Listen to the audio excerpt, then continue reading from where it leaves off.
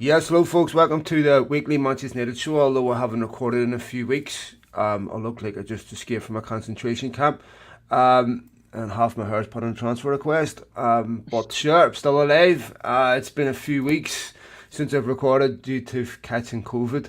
Um, I'm about one more day away from rigor mortis. What's the crack, me mate? How you doing? All good. Obviously, it's been a tough few weeks for you with COVID, so it's turned into the monthly Man United show. But that's been a good thing because while we've been away, we've been shopping, so it's worked out all right. Well, I've barely played. I mean, it was 3 weeks of nothing. Obviously, I mean, I don't think that helped United going into the City game. And obviously, I'd said this on Twitter. We'll talk about the City game. We'll talk about some of the other talking points, of course. We'll talk about Sancho, some of the criticism he's getting. I'll give you my views on that. The decline of Ronaldo, Casemiro. We'll talk about that. We'll talk about some of Ten Hag's comments. And well, of course, we'll talk about the Glazers situation, and we'll take some of your questions. Just talk quickly about the City game, 6-3. Then obviously the three goals takes the gloss off it a bit and gives some of a distorting view of what actually happened. United were comfortably second best. And I remember I was reading Conte's comments a couple of days later where he said he would never concede six. And to be fair, this is happening way too often with United, where there's too many sixes. Should be a one-off, right? I mean, we've had to deal with this so many times. We've dealt with this with City before. We've had to deal with this with Spurs, right? We've had to deal with this. You look at the Liverpool games. I know last season there were five. I mean, it's just unacceptable that a football club of this size continues to lose on that level. And I know City, to me, the better barometer of United is how they respond to a defeat against City rather than the defeat, because absolutely anybody can lose against Man City. I think that any time you're conceding three or more goals, you've got a serious issue. Number one, what's the chances of you outscoring the opposition if they score three goals? Very unlikely, especially with the fact that defensively we have been such a liability. Certain players have been getting it in the neck. Harry Maguire, for example. But collectively, as a group, we've been defending atrocious this season. Now, obviously, that's with the exception of whenever Martinez and Varane came into the side, because there was a few weeks there when we looked great defensively. But a performance like that against City, you're saying that the gloss is taken off with three goals. I don't think it is. Well, I know in terms of the wider picture it is, because you've scored three goals, and I mean, Mm-hmm. 6-3 doesn't sound as bad, but conceding six goals is absolutely horrendous. We should Mm-hmm. not be conceding any more than two goals a week. And this is the problem with Manchester United at the moment. And obviously, there's so many people that are going to get on the backs of different things. And people, I've read like tweets to us too about how Ten Hag's system's wrong. There's nothing wrong with Ten Hag's system. It's the players that build up that system. And at the moment, like the game the other night there, last night, was an absolute disgrace as well for the first half. Second half, we looked a bit better when we came on, but it just seems like the decision making just isn't there anymore. By the way, I just want to make a quick comment on that. Apologise to almost anyone on Twitter because I almost never read my mentions anymore or my direct messages. Simply because you can put out the most benign football opinion and it results in the most unbelievable responses. I mean, we now have a situation where so many fans are infantilizing their favourite player or their favourite manager to the point where any type of legitimate criticism at all triggers them to a point where they're going to attack you vociferously and personally on a level that's hard to believe. I mean, I'll give you an example. I defended Jadon Sancho yesterday. Read the comments, right? I mean, I'm being accused of being a xenophobic Englishman, right? I mean, read some of the stuff that comes back. I put out a relatively mild comment about Ronaldo being on the decline, and it resulted in people losing their shit, right? You criticise Dean Henderson, and you're going to have people losing their shit. You could say hello, and it's going to result in a bunch of people going, fuck you. And that's why I don't read my mentions anymore, because it's when you have a decent follower, as people will talk about, doesn't defend my life, but the problem is it gets you a lot of different responses. And if you subject yourself to 150, 200 negative comments, you're a human being, it's bad for your mental health. You just can't do that.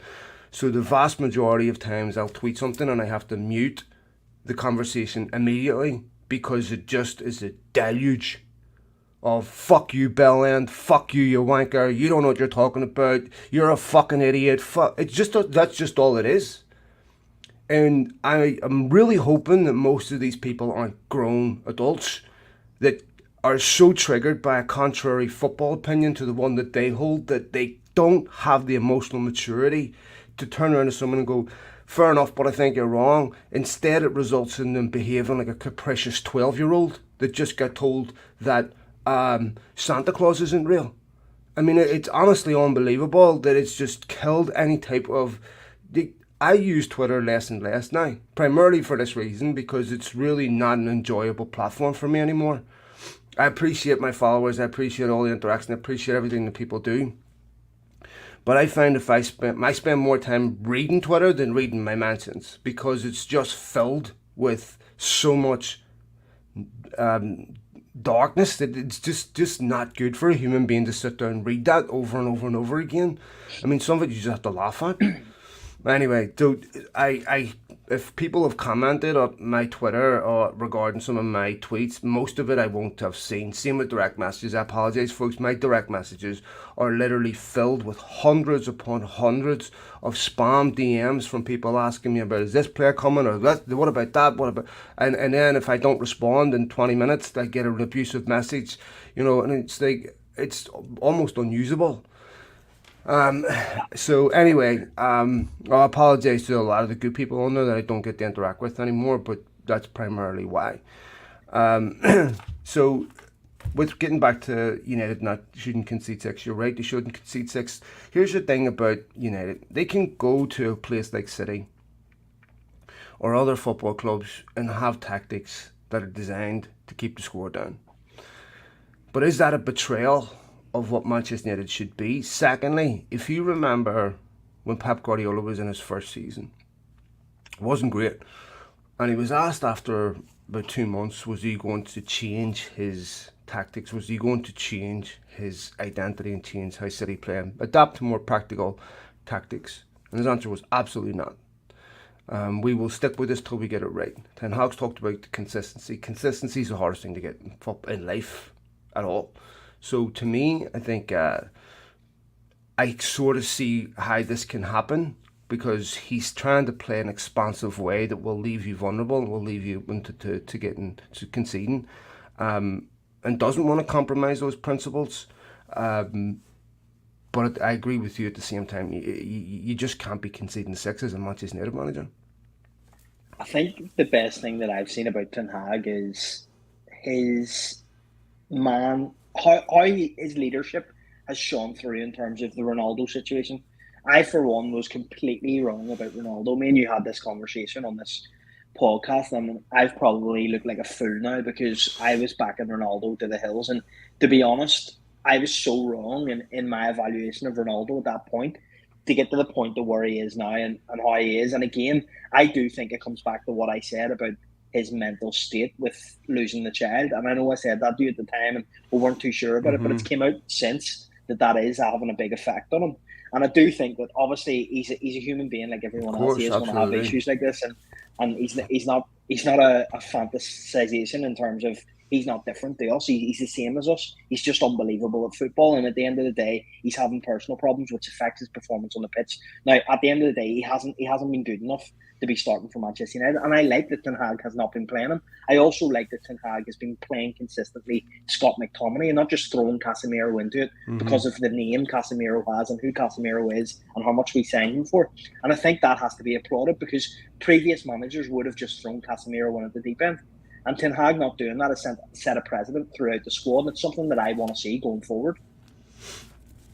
I agree that Cristiano Ronaldo is a human being, and that I think for Ronaldo, he hasn't scored in 8 of Portugal's last 9. I think part of that is the fact he doesn't play as much club level as what he should.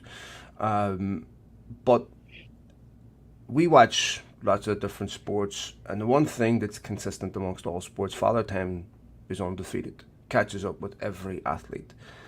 And Cristiano Ronaldo inevitably will have a season where he declines, where he's not at the superhuman levels he was at before. Now he's probably still at a level that was put him in it makes he's still more than good enough to play top level football, but whether he's more than good enough to play for a team that has to win every week, I don't think that's the case anymore. And I don't like admitting that, but I look at Cristiano Ronaldo's game, and for the first time I see something in Ronaldo that I haven't seen in him in a long time. And I see almost a mental fragility to Ronaldo. And you can see his frustration. He desperately wants to score. He's been that way all season with every game that he's played. He's had that, and he's always had that hunger. Now that hunger's driven him, but unfortunately, anyone who gets old will know how this feels. Your brain still works exactly the same, but your body just doesn't do the same things anymore with the same speed, the same reaction, the same everything. Just this fraction, right, of decline will result in what you're seeing. Messi will have a bad season too on his last season. Maradona had this, Boca, Sevilla and all this. Every great player has this. This is 100% natural, of course. Very rarely do players retire after a 40-goal season. It's usually after a couple of seasons of complete decline. So this is entirely expected. I mean, it's a miracle that he did what he did last season. Lots of people thought the Ronaldo that we see today was the Ronaldo we were going to get last season. But it was a miracle he did what he did. So I think it suits all parties for Ronaldo to leave in January, because I think when Ronaldo continues to play at this level, he'll still score goals. He'll still, I'm not saying that he's completely incapable of playing top level football. What I'm saying is he no longer has the ability to dominate games of football, to be a serious threat where a top team couldn't mark him out of a game. His movement just isn't the same. So you're starting him on reputation, not form. And I think what Ten Hag has done is making sure that players start on form, not reputation. But if Ronaldo does leave in January, where does that leave us in terms of, do we need another striker? Who is the other striker that we're going to sign, and where do we go from there? Because you take Ronaldo out of this team, and then that's another option going forward that you haven't got. At the moment, really, our only out-and-out strikers are Rashford and Martial, and both are kind of more so not an out-and-out striker. Now, this year, obviously, Martial has came on over the last couple of weeks, scored more goals. Rashford's been looking good, but again, who is the out-and-out striker? Who is the number 9 in the team? And I know you'll say maybe we're not going to play with a 9, but do we still need that? Because we had it before with Cavani. Again, he was at the end of his time as well, but we need someone else in there. Who's it going to be? Here's the thing, Colm. Speculating about January is almost impossible right now. If you take a look at how United went about their business in the window, a lot of their targets weren't even settled on until the last 2 weeks of the window, right? So you see how fluid that situation is and how prone to change. I mean, we don't even know who the owners of this football club are going to be in January. So it's going to depend on where United are at in the league. It's going to depend on who owns the football club. Because right now United don't have the money to go out and sign a top striker while Ronaldo leaves or not. And we'll get into this in a minute, a bit later in the show. So I think for United, they won't sign anyone in January if the Glazers still own the football club, regardless of the situation. Right? I think that'll be pushed off until the summer. But even if Ronaldo stays, what's he giving you at the minute? I mean, I still feel that, rightly or wrongly, I still feel like United haven't given up on integrating Mason Greenwood back if the charges get dropped. Now, please understand, I'm not saying that should happen. I'm just saying that if those charges get dropped, do United integrate Mason Greenwood back in the team? The fact that he's still registered at the football club, to me, is telling. And obviously this thing needs to come to a conclusion one way or another. I don't know the process of legitimate due diligence and how long that should take. But it should take as long as it should take, 100%. But you can't be in this situation forever. I mean, at some point, charge him or don't charge him. I think there's a reasonable amount of time that it takes to collect evidence. This has been going on since, January? So at some point that will come to a conclusion, I feel, over the next few months. I personally, I've been very critical of Thomas Partey in Arsenal, for example, for not leaving him out of the team. Personally, I feel Mason Greenwood shouldn't be anywhere near Manchester United until there's a conclusion to this whole case. If it turns out, well, I don't want to speculate because I don't know. But I merely say this and not pass a moral judgment on this any one way or another. It's a very difficult topic to talk about, and obviously my support is 100% behind the young lady in this situation, and I hope she gets justice. But I feel that that is something that United haven't given up on. That maybe there's if it turns out that there's exculpatory evidence, if there's something that where it turns out that Mason Greenwood doesn't get charged or whatever, it's not an admission of innocence. It's not, it doesn't exculpate him anyway. But I just feel that perhaps United haven't given up on that. But if they haven't give up on it, which we don't know at the moment what the situation is, all right. But if they haven't give up on it, and then eventually it comes out and he's not back in the squad, and we let Ronaldo go in January, are we not in a worse off position come the end of January when you've got no Ronaldo and you've got no out and out striker? No, without Ronaldo and no out and out striker, there's definitely a worse situation. United need, and I mean, with it, United are stronger with Ronaldo than without. But I just don't know how much he really gives him at the minute. Do you think he's having a detrimental effect on the squad because of his personality, who he is, and obviously he's demanding that he plays from what we hear? I think that because he's not starting games, I think because even when he does play, he's not playing at a level where you can. How do I equate this? Kind of like Conor McGregor having an ego when he's losing fights. No one pays attention anymore, right? It doesn't really mean anything. That carries weight, and you carry influence when you're playing when you're at the top of your game, because the juice is worth the squeeze, if you know what I mean. But whenever you're not winning, or whenever you're not starting games and you're on the bench, having an ego is pointless because no one cares. You're not really affecting change. What I will say is that it's shattered the myth that Ronaldo is the problem for other players not playing well, right?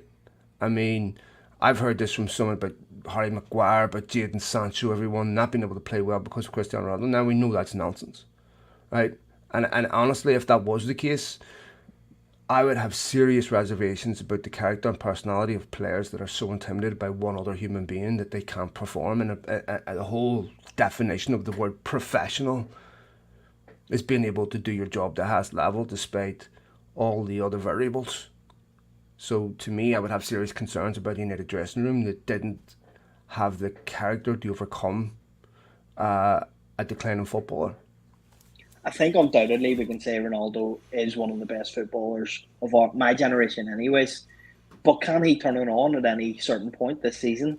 Is it a possibility that maybe over the coming weeks or months that he does turn it on?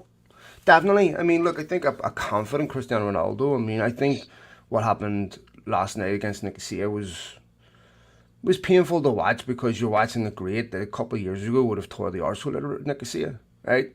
And so it was painful to watch. I think if he's confident, if he's on a run of form, and I think that he has a massive goal to get fit for the World Cup and be in form for the World Cup, and also to get a move in January. So you could definitely see a revival of Cristiano Ronaldo over a period of time. But, I still don't think, no matter what happens in the next 3-4 months, he gets a move to a massive club in January. But who knows? Clubs could need a stopgap. I want to move the conversation on to Jadon Sancho, because one of the things that social media has done to us is that it's lowered our attention span, and everything is hyperbole. There's no middle of the road. It's either United either go from being a team capable of winning the league or capable of being relegated, and that can change in 2 weeks, right? And I'm as guilty as anyone else, right? And one of the things that I tried to do against City is to not tweet during the game, because when I look back on a lot of my tweets during the game that are purely emotional, I cringe sometimes later. I wanted to have a more measured view. Jadon Sancho, up until the break, was one of United's best players this season. I noticed that all his goals came from central positions. And I'm looking at Jadon Sancho's skill set and I'm going, he's not lightning quick as a winger, which you need. He has a tendency to drift inside. He's very technical, he's very creative. Would he be a better false nine than a winger? I also didn't think Ten Hag's comments about not getting width out wide helped him either, because I think he has a tendency to drift inside because he's not a natural winger. I think it's unfair, some of the criticism that's been levelled at him, because I think he's an exceptional young player, but I do feel United have a bit of a problem finding out what his best position is. I think the thing with Jadon Sancho is that, like any player in that position, there's always going to be peaks and troughs, especially whenever we're in a situation that we're in at the moment, where we're not playing expansive football every week, where we're not winning games easily every week. It's very easy to jump on someone's back. And I think Sancho gets that criticism levelled at him week in, week out, because he's an easy target, just like Maguire was an easy target for some people. And as you've said on social media, it gives anyone an opinion. Me and you are both Joe average as well, so our opinions aren't any way weighted compared to someone else's opinions. But my point on that is that Sancho gets unfair criticism at times because he tries things that maybe other players aren't trying on the pitch. And I look at Sancho, and like you've just said there, he's not really an out-and-out winger. So whenever you're looking at him, he's never going to do anything that's going to go, wow, Sancho's just burnt past two defenders, or he doesn't really do that. He's more, as you said, he more fits us as a false nine type player. So why is he not being integrated into the squad in that manner? Why is he still continuing to play out wide? If you can see it, surely Ten Hag can see it. I don't think Ten Hag's given up on trying to make a winger out of him. I also feel that he's not the easiest player to fit in if he doesn't play out wide. You know, who do you drop for him, Fernandes or Eriksen? I would also question Mark Sancho's ability to defend when losing the ball. You know, the goal against Nicosia was unbelievable. I mean, why is Terrell Malacia the last player back 20 yards inside the opposition half? That's just unforgivable. And Sancho shouldn't be playing him into trouble either. And look, there was positives from that Nicosia game. The fact that United scored 3 goals away from home again, which I think is encouraging. But obviously the negatives are an illustration of just how far United have to come. I was listening to some of Ten Hag's comments today about it's okay doing it against Liverpool and doing it against Arsenal, but you have to do that every week. One of the biggest things that separates Premier League footballers from Championship footballers and League One footballers is consistency. Right? Championship footballers most of them have the same ability, close to that, of average Premier League players. This is shown in FA Cup games when we have giant killing. Anyone can raise their game on a day and get a result. Anybody, right? But consistency is the hardest thing to get in life, whether it's in football, whether it's in work, whether it's in relationships, doesn't matter. It's very, very, very hard to do because it requires you to have everything calibrated in your life. Your diet, your sleep, your exercise, your relationships, your professionalism, your attitude, your mental health, your physical health requires so many things. It requires you to have an understanding with your boss where you know exactly what they want, where your skill sets tailored towards what they want. There are so many variables that goes into why someone can't be consistent. It's really, really hard to narrow those and get them right. That has always been the problem for United, is never winning the one-off games, never winning the PSG game away from home. It's always been the Norwich game. It's always been the stupid games. You know, I've brought it up in this podcast before. United beat City, then lost to Sheffield United. I also feel that when Ten Hag said about United lacking belief, there's a consistent thread. If you remember, Solskjaer was dropped I think it was after the Everton game, when he was told, Maguire said in an interview that United lacked belief, and he said, did he say that? That would concern me. Why are you not mentally prepared? Why do you not feel like you can go out and get a result against Man City? I know they're exceptional, but Newcastle took points off them, right? I think, was it Southampton took points off them too? Mm-hmm. So they're not indestructible. So to me, I would concern me. Why are you not mentally prepared to go, and are you that afraid? Like, you used to hear that old saying, United won games in the tunnel. Just surrender in the tunnel against Manchester City, because United played that game petrified from the first whistle is unacceptable to me. I agree, and it's funny, whenever you say the word consistency, the first thing comes to my mind to bring up there is Christian Eriksen, because this season he has been the only consistent figure in our team that's played, give you an 8 out of 10 week in, week out. You have to say and I think Lissandro too. Well, yeah, to be fair, Lissandro as well, but more so Christian Eriksen, because whenever this season started and we made signings, I guarantee you probably less than 10% of people thought Christian Eriksen was going to be how he is now. He was going to be a star player for us. Christian Eriksen we couldn't afford last night to rest Christian Eriksen because he's been that good. That's where the reality of where we're at the moment. Christian Eriksen is undroppable for Manchester United. But I don't think and that's great to see. necessarily about. Yeah, I think that I expected big things of Eriksen. Maybe not the consistency with which we're seeing, but I definitely expected big things from him. I didn't. I did. But I would agree that maybe he's been better than what I would have imagined. I don't think it's either any disgrace that because I honestly think Christian Eriksen, with maybe the exception of Man City, improves pretty much any team he walks into. I don't think it's a disgrace for teams to be dependent, not overly dependent, but to be dependent on a player of that calibre. I don't know if they showed it back there, but they showed you a clip of Arsene Wenger talking before the City game, and he was saying how United would lose the game. And he was talking about the individual duels, and he goes, if you lose those, you will lose the game. But he also talked about the problem with United with just having Bruno Fernandes was once you shut Bruno Fernandes down, United became a one-dimensional team because they had nobody else that were capable of cutting you open. And I was watching them against Nicosia, where it was like, okay, here's United dominating possession. Do they have the technical ability to cut you open? Because they didn't before. And really it was down to bad finishing. And United getting overly confident, not being concerned about what's coming back at them, overcommitting, conceding a goal, coming back and winning the game. But there were still concerns for me that United still can't cut a team open when they dominate possession. You know, they're still trying to get out of that counter-attacking mode where we're going to wait to make a mistake, pounce on you because we have the pace up front to hurt you. You can see that there's still a long way from getting that identity and trusting themselves, where if you give us the ball, we will beat you, we will win the game. But is I that still not don't think it's there yet. Though? Yeah, of course, it takes time. That's not something you should expect in the first few months of anyone's tenure. In the Premier League, Premier League have a problem with Manchester City, right? And this is not jealousy, Colm. This is the fact that Manchester City are so flagrantly, laughably disrespecting the rules of football that they signed up to, by the way, that we're talking about supposedly the most competitive league in the world, and they are walking it.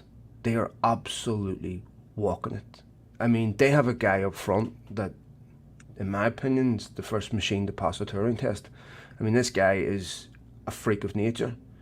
And you're going, 900,000 a week, where else could he have gone for that money? Is this healthy for football? But at the end of the day, this is the Man United podcast. Let's not get hung up. No. But this affects Manchester United. Because we're judging United against a team that is being constructed by cheating. I mean, it is honestly the equivalent of getting into Football Manager, doing an edit and giving yourself 500 million to spend, and just collecting the world's top players, then buying other football clubs and using them as feeder clubs. That's not healthy. And look, United would be much better equipped to compete with them if they didn't have kleptocratic owners, and we'll get into that in a little bit. But this isn't about United, it's about the rest of the league. You take a look at how does the league combat that? Well, I think first of all, you have to have legitimate regulation and oversight by making sure you don't have things like illegal betting companies, in Dubai that aren't real companies sponsoring your football club, and then having the courage to see through punitive measures rather than being spineless and saying, oh, well, you know what, here's a slap on the wrist. Der Spiegel showed the levels of corruption and, quite frankly, the levels of humiliation for UEFA that were completely impotent when it came to imposing their own rules. Why would anyone comply? Why would Inter Milan comply? They had to. All these clubs that got fined for financial FFP violations. I mean, fining Manchester City is a waste of time. You know, it's a cost of doing business tax. So, you know, you can argue whether these rules should exist or not. That's a different argument. But if you sign up to them, you should adhere to them because everyone else has to. And the fact that if you've got football clubs that think that rules are advisory, then FFP's just the start of where they're going to ride roughshod over the rest of it. That they cared so much about the rules, they try to do their own breakaway Super League. So if there's nothing, if there's no control parameters, then what's the point of UEFA? If they are breaking rules so obviously, like you've said, and if it's there in black and white, then surely there comes a point where they're going to have to pay for it. And I don't mean in terms of financial. It's obviously going to affect them on the pitch as well, because there is going to be bans implemented and there's going to be different situations that will happen to Manchester City. Then, if it's as obvious as what you're saying, well, it is, because it's already been proven. I'm not as well read on that. Well, so then why are they able to do it? Why are they able to do it? Because essentially, legally, there's whether it's truly legally enforceable is another question. You know, for example, there's certain things that exist in football that really aren't legally enforceable. For example, things like foreigner rule, right? It's not compatible with EU law. If that was challenged in a court of law, it would get thrown out. Transfer window. You can tell a human being that they can't change employers for 4 months. Not legal. If it was challenged, right? If there wasn't collective agreement and this was challenged in a court of law, which struck down. So can you really reasonably impose legal ramifications on football clubs to comply with something that's really a sporting measure, not a legal measure? Probably not. It requires the football clubs to act ethically.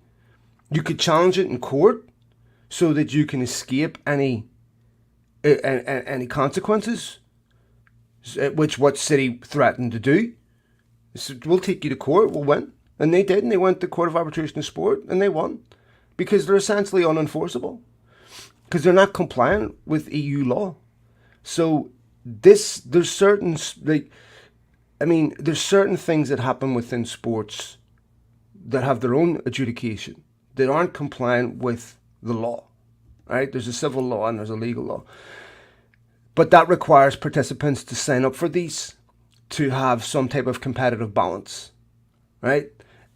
But if you've got bad actors that say, we'll sign up for it, but we're not really going to comply, which is inevitable when you get people with a lot of money. You know, PSG didn't either. You know, they got cost of doing business fines. How much do they care? Right? I mean... But where does the buck stop then? Are you just allowed to continue until... Well, there is no... The buck doesn't stop. This is the problem. Is that UEFA, the governing body, is completely impotent. I mean, Colm, we're about to have a World Cup in Qatar, right? What a farce this is. We've got companies pretending to be woke. Look, when Hummel comes out and says, we're going to black out our shirt in protest for this for human rights in Qatar, that is an advertising strategy.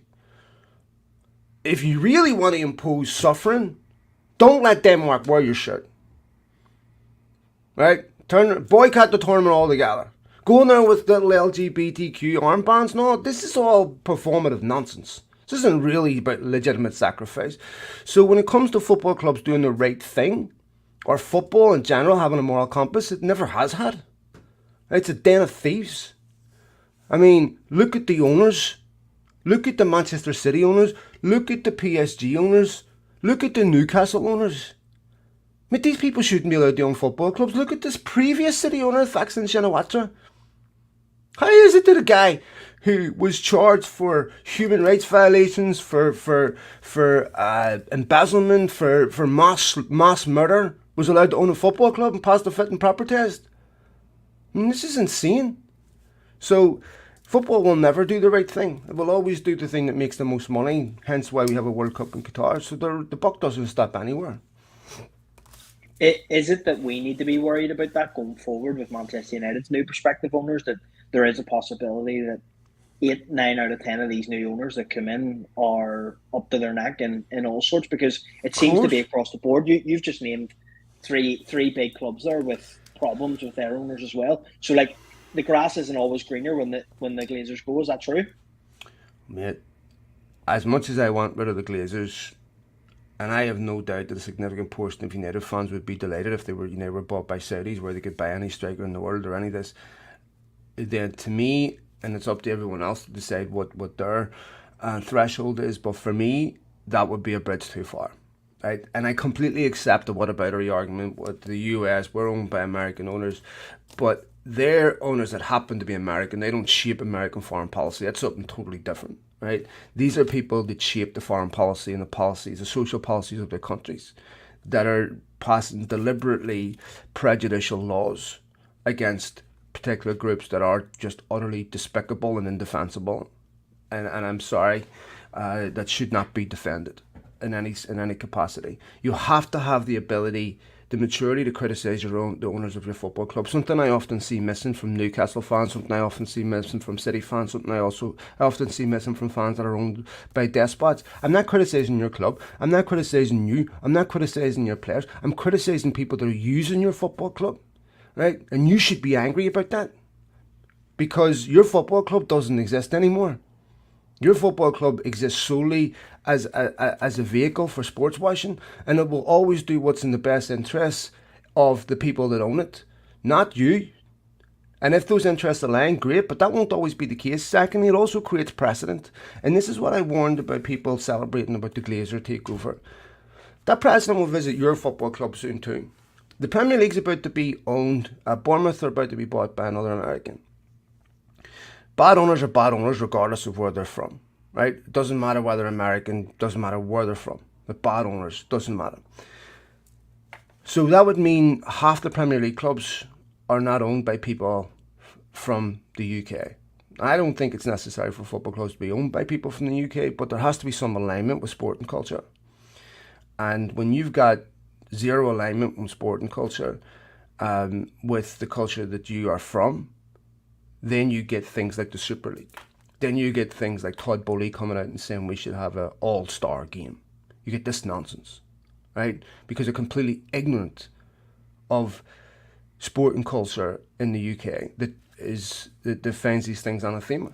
So to me, I think this is where the governing body's regulations badly let down football fans and football clubs and the clubs that they're duty bound to protect, in my opinion. We're getting so many questions on Twitter about a potential takeover, and like, where do you think we are with that?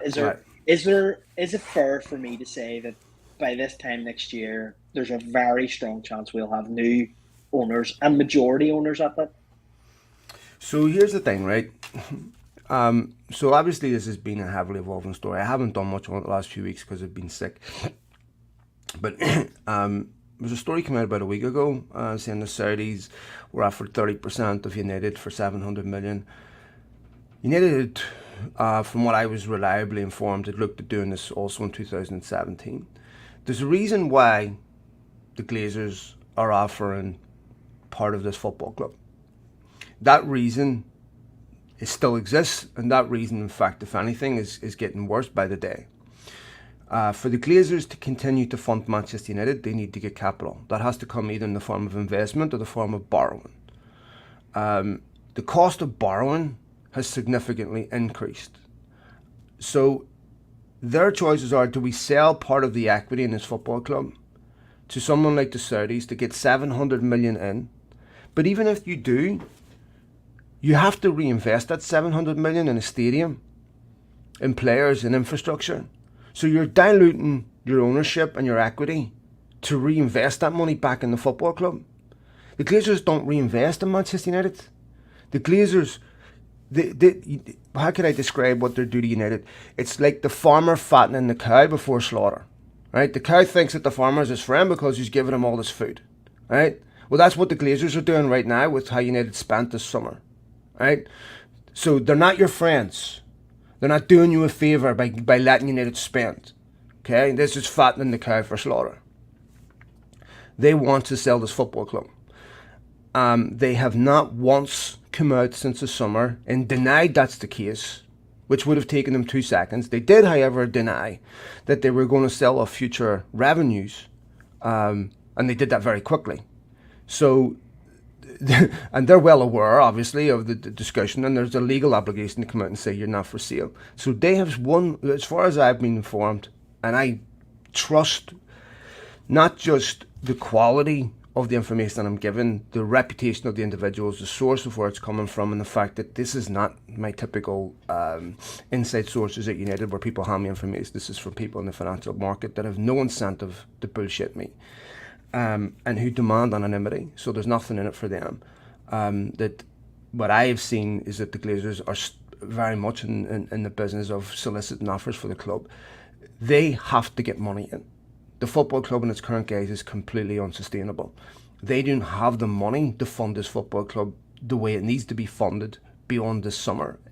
Richard Arnold's already said that. The top four is as uncertain as it was at the start of the season. The commercial revenue is not growing. Ronaldo had no impact on their commercial revenue.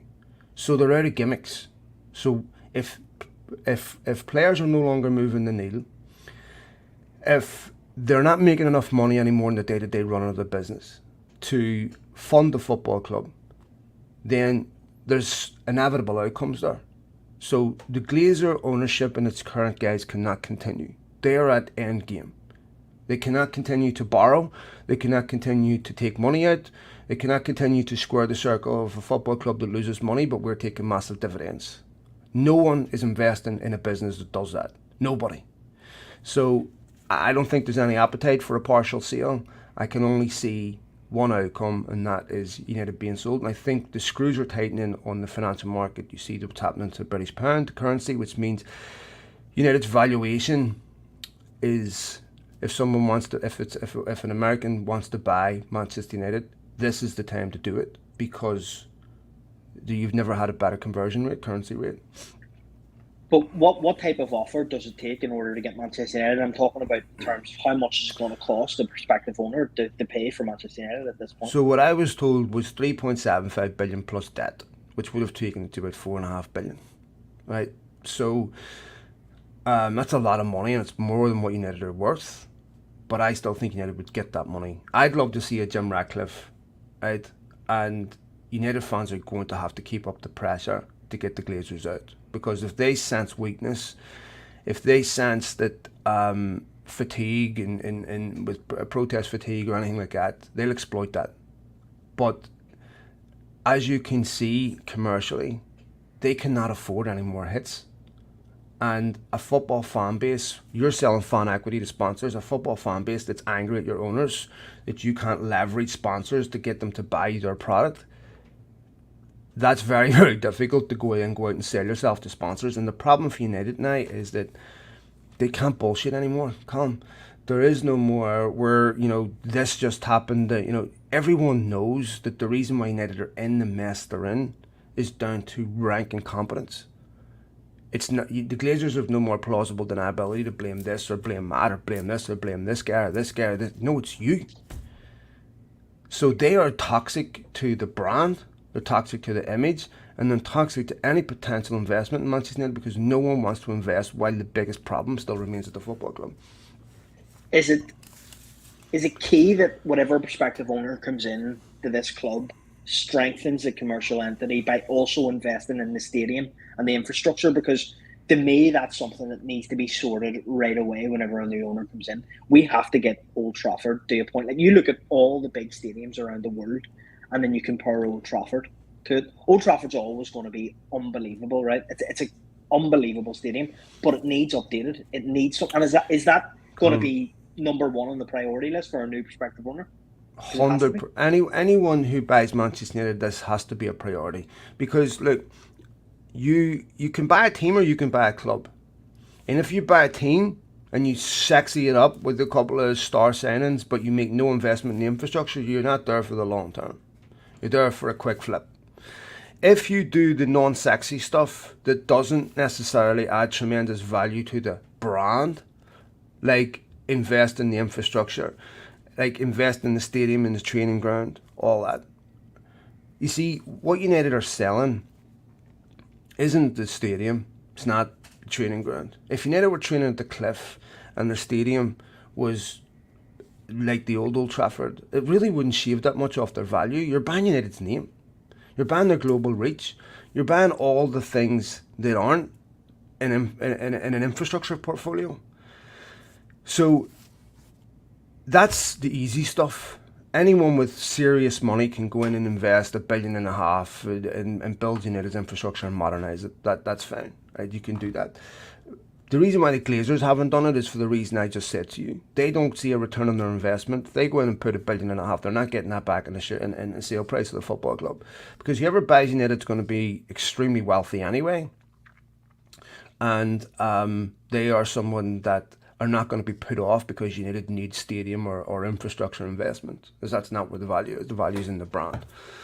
So, with a prospective owner, though, that comes in, right, to the club and says, look, we're going to throw this money at the stadium. Is it important that we don't sell the naming rights to the stadium as part of that deal? Because for me, Old Trafford is Old Trafford. It can't be changed. And I know it's something that was spoke about before and there was a lot of uproar about it. But I don't, as you've said about how the culture of some of these owners and they don't understand the sporting culture, is it important that we keep that as is? And it's not open for debate at some point that maybe the naming rights are sold? Or do you think it's inevitable that we get so that remember stage? what I said about precedent? Now there's a precedent in football of big clubs selling the naming rights to their stadiums. You know, Bayern Munich, Juventus, all this, right? So guaranteed Old Trafford will get sold. And there'll be a kick up from some of the older fans, generational fans. Most of the young fans won't care. You know, they don't care if it's called, you know, the Bank of England Arena or something. They don't care, right? Now, to purist traditionalists, I care. I want it to stay Old Trafford. I don't want it to call. I don't want to call it Captain Bird's Arena or some shit like that, right? And then there's also the question is from you know, I don't know what the legal aspect of this, because Old Trafford is a listed building, and the Glazers fought this in court because they, of course, were looking at leveraging that stadium as part whenever they were refinancing. Obviously, the stadium's part of the equity, but it got a bit tricky because Manchester City Council listed it as a listed building, which greatly prohibited their ability to what they could do with it. So I don't know if there's a legal requirement to keep it Old Trafford because of its history. I don't know. Personally, I would not want to see that name sold, but I completely accept that a lot of the things that I considered, you know, anathema, things that I considered to be fundamental to the identity of English football have long since gone.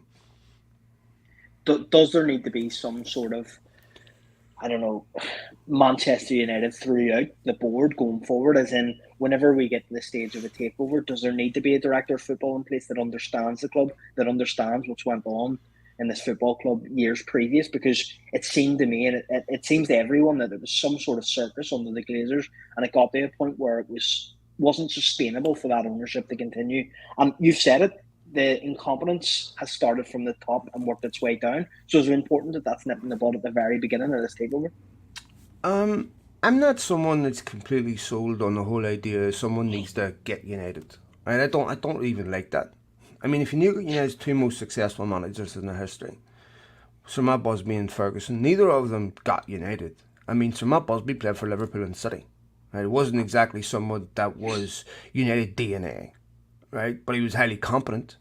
He became United DNA. He became someone that's synonymous with a football club.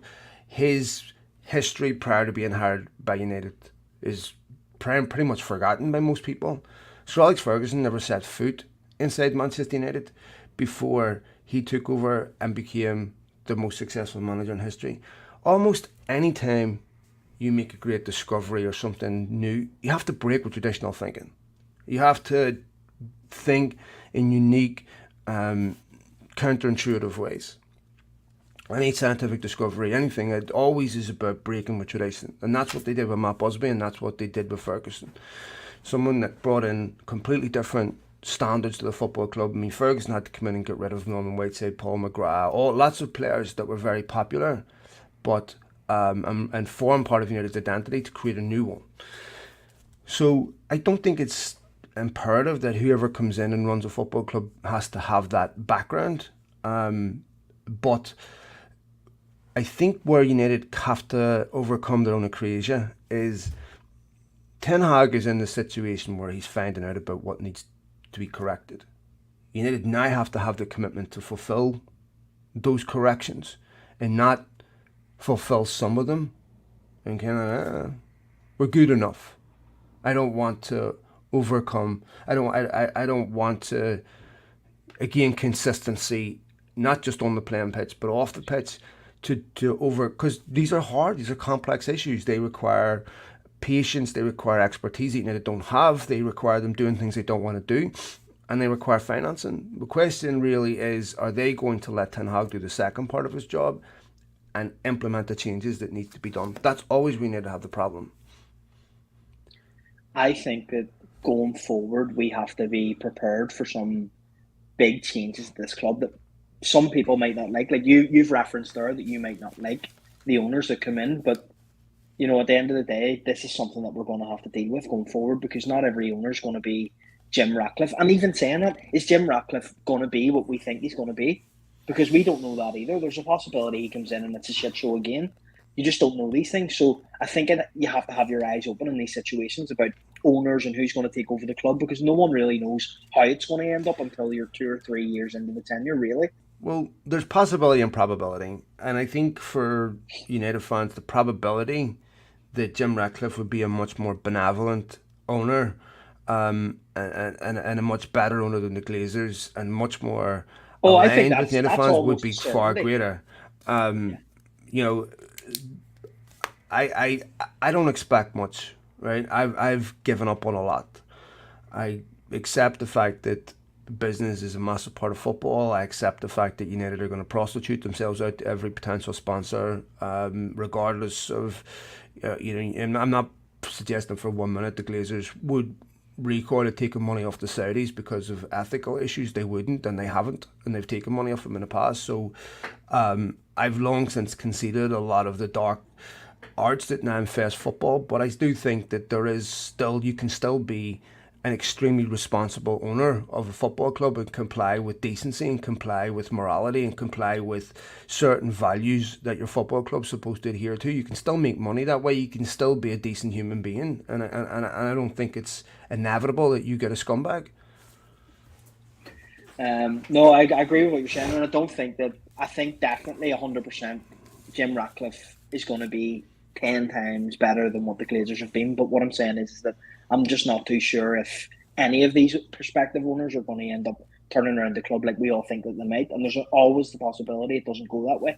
Well, nobody's band-aided for it to remain as it is, but there's no guarantee it has the outcome that we want. But I was pretty sure if you're going to buy Manchester United, you're going to buy it with the intent of restoring it to former glories. Otherwise, why bother? In my opinion. We get on to the Twitter questions. There's loads here. Yes, go ahead, man. Start reading them. A lot of them are around the takeover, so I'll not touch on them. But Jordan Devlin said, do you think the issue with Ronaldo is probably more so with his head rather than ability? The fact he knows he isn't the player or goal scorer he once was. So we sort of touched on this a little bit before, where I've seen the problem is in your head, you're still exactly the same as you were pre-decline. So that will obviously affect his confidence whenever you're hitting the post from 8 yards out with no keeper in the net. So he's a human being. He's not immune to having confidence dips, even though he's Cristiano Ronaldo. And this is the first time in his career he's really experienced anything like this over an extended period of time, with the exception of when he was really young. So this is new territory in some sense for Ronaldo. He's one of the most mentally strong athletes you can ever hope to come across. You can't be what he is without being that. But I'm sure for him, given the standards that he set in the past, it's extremely frustrating that he can't execute the way he once did. Matt says, will Ronaldo's wages off the books next summer simply be absorbed by the failure to qualify for the Champions League? If Ronaldo's wages will be a fraction of what it cost United not to qualify for the Champions League, not just with regards to the Adidas deal, of course the commercial revenue from other sponsors, the commercial revenue from Champions League from not finishing, the commercial revenue for the Premier League from missing out in fourth. So, and given United's current financial plight, that is absolutely unthinkable. If United are sitting in January, significantly off the pace of top four, I would expect that will accelerate the sale of the football club. There's another question here. Do you think Ronaldo's presence on the pitch has an adverse effect on Bruno's performances? I don't. I mean, I see people say this all the time, that Ronaldo being on the pitch affects how Bruno performs. But we've seen Ronaldo and Bruno perform well together. We've seen them perform well together at an international level. So what's to say that it's having an adverse effect on him? I don't think it's anything to do with Bruno and Ronaldo's playing together. Like, it just doesn't make sense, this question to me. I wouldn't say. I think I get what someone's asking, because here's the thing. If you're a creative midfielder, you're defined really by two things. The goals you score and the goals you create. And when you can't create because you've got a static forward, or a forward that's not taking chances, when you miss an assist for every chance he misses, right? That greatly impacts how people view you. I mean, an assist for a playmaker is like a clean sheet for a goalkeeper. These matter to players. That's a massive metric for determining whether you're being successful at a football club or not. So when you've got a forward that doesn't give you the movement you need, De Bruyne's assists would drop significantly if he'd Ronaldo in front of him. De Bruyne's assists have massively increased with having Haaland in front of him, not Raheem Sterling. So, but at the same time, how much have Ronaldo and Bruno played together this season? And have you seen that same, what you're saying, having the adverse effect? Has it not been the same whenever it's Rashford? Has it not been the same whenever it's Martial? So, last season, but Martial and Rashford have been much better this season. Yeah, no, they have been. Obviously, of course, they have been. But what I'm saying is that the effect that it's had on Bruno, is it really an effect on him? I think it would affect him. Yeah, I think it would. I think if you're, it's kind of like, does Harry Maguire affect David De Gea? Of course, if Harry Maguire, the line in front of David De Gea doesn't do their job, it will mean De Gea will concede more goals. It will affect his confidence. It will affect his game. It'll mean he'll have to do different things to compensate for that. So I could definitely see why a misfiring forward affects a creative midfielder, and how that affects them confidence-wise. It affects how they play. When you play football and you're playing with exceptional players that you trust explicitly, you'll give them the ball in almost any scenario because you trust them. But when you're playing with someone that can no longer do that, or you don't trust them in the same way, you start second guessing your passes. You start holding on to a ball longer. You start switching play when you normally wouldn't. You start making different changes, different choices, because you don't have trust in that particular player. Now, I accept that United didn't do that on Thursday against Nicosia because they were doing everything, but this was Nicosia. What top game would you want Ronaldo to start ahead of United's current choices? I can't think of anyone. I can't either. We'll go with one last question here. It's from Lawrence. Is Varane unlucky, or is he a chocolate fireguard, or injuries? I actually think he is unlucky. I know people will probably say no, he's chocolate because he's injured so much, but really at Real Madrid, at the beginning he wasn't injured a lot. Towards the end of his career at Real Madrid, yes, he did pick up niggling injuries here and there, but I just feel like he's been unlucky at us at the moment. I think that will change over time. It has to, and if it doesn't, then it just hasn't worked out for him at Manchester United. But we need him to stay fit in order to be defensively solid like we were whenever it was him and Martinez in there. I don't feel as confident, and I'm sure no one else feels as confident whenever you see Martinez and Lindelof or Martinez and Maguire. And I think going forward, we need Varane to stay fit in order to play our best football. I definitely think he's unlucky in the sense that he has certain physiology and biology that makes him more susceptible to certain types of injuries and stress injuries that other players with different genetics wouldn't. I think he also plays in a position that's prone to injury. I mean, City started the Ake and Akanji at the weekend because their centre backs are injured. I think he missed half of the Premier League games last season and missed 19, I think. That's too much. You need a centre back defensive pairing, and there is no question the best pairing at Manchester United is Martinez and Rafael Varane. So I think he is a bit unlucky. I don't think the Premier League's the best league in the world to be in if you've got some injury worries because of its intensity.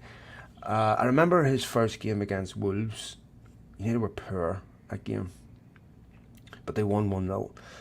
And the intensity with the Traore, and I don't think Jimenez played that day, but Wolves were all over United. The speed was unbelievable. Neto and I think Jota played then, I'm not sure. No, Jota was gone. But I remember after the game him blowing his cheeks out, and he talked about how quick and intense the Premier League is versus other leagues. So it's very akin. It's certainly for players who are speedy, who are quick.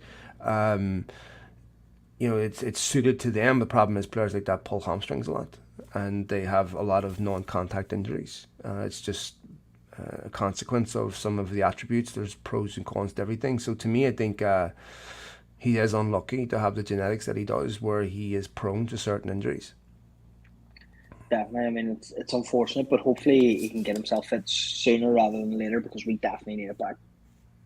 Yeah, I mean, this is what I was saying earlier about Maguire affecting De Gea. I mean, when you have someone in front of you that you trust implicitly, then your mental focus is different. You're not on edge completely, and the contrast between United with Lindelof and Maguire versus Martinez and Varane is it's unrecognisable. So massively important player for Manchester United, and I think obviously Maguire's out injured. I think he's going to be back this weekend though. I was reading that Ten Hag said he may well be fit this weekend. So the initial reports that Laurie Whitwell was putting out there of 4 to 5 months, thankfully don't look like that's going to transpire. So 4 to 5 months losing Varane would be an absolute nightmare. Catastrophic. Would be. Big game this weekend against an Everton team that's finding some form. I almost feel like this game this weekend would be more of a test United than last weekend, because I feel that United aren't on City's level yet, but Everton will test United in different ways, and this is going to be a test of them mentally as much as anything else. And it's a game, if United want to finish top four, it's a game they have to win. Do you think Casemiro starts ahead of Scott McTominay? Don't know, but I would say that I saw some articles written after the City game saying that Casemiro should have started. Do they not watch football? I mean, there's absolutely no reason to have started Casemiro against Manchester City. Yeah, McTominay, it's blatantly obvious why McTominay's in the team. He adds a physicality that no one else gives. He gives him height at set pieces on defensive set pieces, which is very important, especially when you're clinging on to a game 2-1 and you're getting long balls in the box. You'll need that physicality that Casemiro doesn't give you, right? So to me, I think it's, what if Ten Hag doesn't pick his team on form? What is he supposed to pick it on? It just doesn't make sense to me. I think there's so many people that are anti Scott McTominay. It's the same way about Fred. I genuinely believe Fred plays well in a team alongside Casemiro. He's done it for Brazil. I think Fred is a good player. I know a lot of people get down my throat about this in this podcast because I'm saying it time and time again, but Fred is a good player. Don't care what anyone says. I know maybe your opinion differs to me on that as well, but Fred is a good player, just like Scott McTominay is a good player. And over the last couple of weeks, the only reason that Casemiro should have started ahead of Scott McTominay is the fact that he played for Real Madrid and he's Brazilian. That's it. Wow. There's no other reason for him to play ahead of Scott McTominay in the last few weeks. What I would say with Casemiro is when you play McTominay, you're playing for things that Casemiro can never do. Casemiro is never going to give you height on set pieces, right? He's such a different player to Scott McTominay. Obviously, he's a defensive midfielder, does some things better than McTominay, some things not the same. I'm trying to understand what United want to do there, because to swap McTominay out for Casemiro, I cannot see United doing that in games where the game is really tight for the reasons that I just said. Unless you bring off an Eriksen. Is there a way we can bring them into the same team? Well, that's what I was going to say. Unless you bring off an Eriksen or Bruno Fernandes, where you play both of them as defensive midfielder, which of course was a massive criticism of Solskjaer, was a massive criticism of Ranić playing two defensive midfielders and Fred McTominay. Do you go back to that? Because you clearly lose something going forward. And when you're holding on to games, being able to get the ball upfield into areas where you can hold the ball, waste time and all that is really, really important. So I wonder how you go from Casemiro to McTominay and say Casemiro's attributes are better suited in this game than McTominay's. Obviously, Ten Hag knows that answer better than me, but and there's going to be people listening to this, they're going to be incredulous at the idea that I'm not saying Casemiro is 30,000 times the player Scott McTominay is. I'm just saying that Scott McTominay has certain physical attributes that are unique to him in the United team that is also very important with how United play.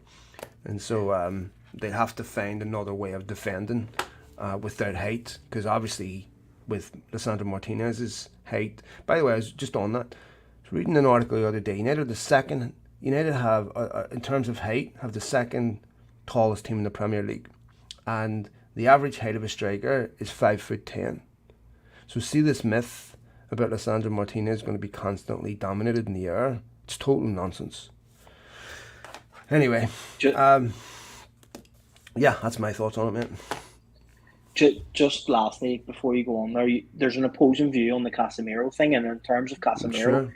Is it fair to say that Casemiro needs a run of games because he hasn't got that yet? He's been a bit part player here and there. He's been brought on. He hasn't really had the consistency of playing. Oh, he definitely needs games to see that. And is that something that maybe then we'll see him be 30,000 times the player of Scott McTominay? Because it's unfair of us to sit here right now and say that Scott McTominay's a better player than Casemiro, which I think we can't say anyways. He's a different player than Casemiro. He's not a better player. He's a different player, and his attributes are very important ones. Here's the thing with Casemiro. The thing that I don't and I will never understand. United played City last weekend. A player scored a hat-trick that United refused to sign because of a release clause. In other words, resale value. So how do you then justify spending, 65 million on a player with no resale value of Casemiro? It just, to me, that Casemiro signing was a result of what happened at Brentford and the protests that were happening, and it was a bit of a panic signing. I think he could be an exceptional player, and I love that he's at United. I'm just saying everything about that deal was a complete contradiction to how United have been doing business for a long, long time. And fundamental principles with which they did business were compromised for that deal to happen. And so I just wonder how much thought really went into it. I just wonder, I don't know, I'm playing devil's advocate here. I love that he signed, well, I do disagree. and there's certain questions about it that I just will never understand. But he strengthens the side, and that's the most important thing. Yeah, I would say he does. Yeah, I agree with that. But there's lots of players would have strengthened the side. They're playing his position, lots of them. So I think that's not the best scale of whether it was a good signing or not. Given how poor United are in that situation, and I would completely agree that where Casemiro is much better than Scott McTominay, as he provides much more defensive discipline in midfield, whereas Scott McTominay drifts quite a lot. And you get the back four is exposed a lot because you'll find him being dragged all. I mean, take a look at Man City, dragged all over the place, him and Eriksen, right? And so that leaves the back four completely exposed. I think Casemiro is much more intelligent than Scott McTominay in that sense. Prediction for the Everton game, mate? I think United 3-1. I think we're just too strong for Everton. I think defensively Everton are vulnerable. We need some sort of correlation between our front three against Everton. I don't think Ronaldo can start, in my opinion. Don't think it's a game where Ronaldo can start. I think we definitely need some sort of discipline defensively as well, and a strong performance. Like we can't have these performances where we go 2 down again and we're fighting against it. Even 1 down against Everton and Goodison, you're in trouble then. We need Yeah. to start very, very fast and strong, and hopefully we do it. It's going to be tough, but I think we can definitely get the win on Sunday night. I think United will win too. Like I said, United will earn more of my trust if they win this weekend than what they lost losing the City. That's the way I see it. But all right, folks, thanks to all of you. Apologies for not being able to record for a few weeks. I've been really sick. I'm doing all right now, thankfully. I hope all of you are doing well, whatever you're doing this Friday night. Hope your mental and physical health is good. Thanks to all of you for downloading the show as always, for getting in touch, and we'll be back now on a weekly basis. So take it easy, have a great weekend, and we'll be back after Everton. Take it easy. See you, mate. Thanks, mate. Speak soon. Bye.